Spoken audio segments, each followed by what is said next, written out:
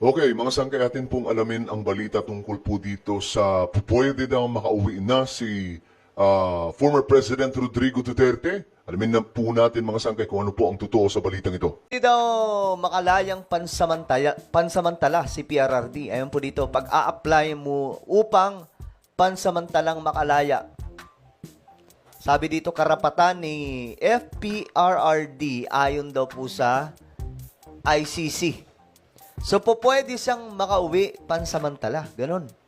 So, alamin po natin naman. So, panoorin po natin ito. Inihayag ng International Criminal Court sa pre-trial hearing ang mga karapatan ni dating Pangulo Rodrigo Duterte habang naharap sa kasong Crimes Against Humanity kaugnay kanyang war on drugs. Kabilang dito ang karapatan na mag-apply para sa interim release o ang pansamantalang paglaya habang wala pang desisyon kung lilitisin ang kanyang kaso.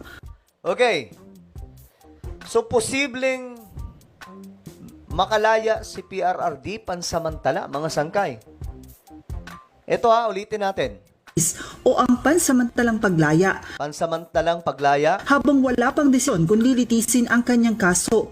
habang wala pang result, mga sangkay, kung lilitisin ang kanyang kaso. So, pag-aaralan pa pala ito, mga sangkay, ano? Titingnan pa po pala ito.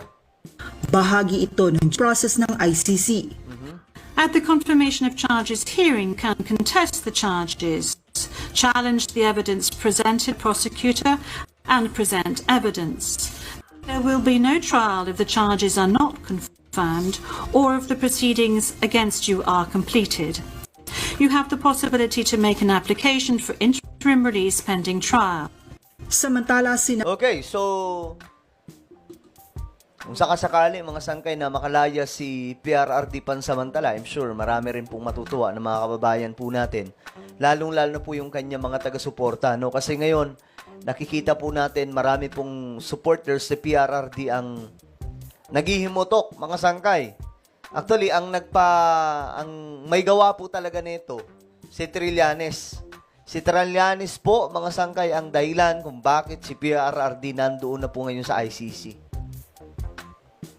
Siya po talaga yun.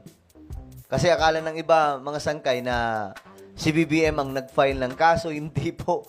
2017 pa po yan, i-final. Kasi, ewan ko, galit na galit po itong si Trillanes, mga sangkay, kay PRRD noon pa man.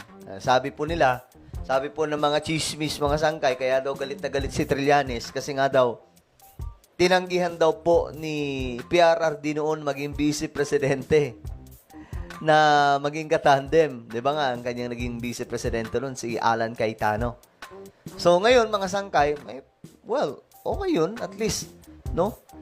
Kahit paano, nakakalungkot po ang nangyari din kay PRRD kasi meron po tayong sariling, meron tayong sariling judicial system na gumagana naman, di ba?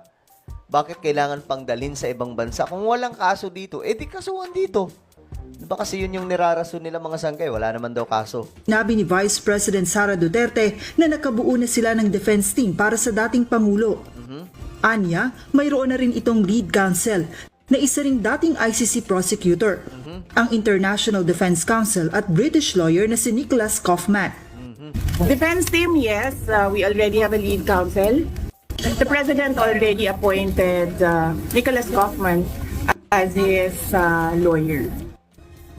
Batay sa rules ng ICC, tanging ang mga accredited legal counsel lamang ang maaaring kumatawan sa nasasakdal sa mga paglilitis.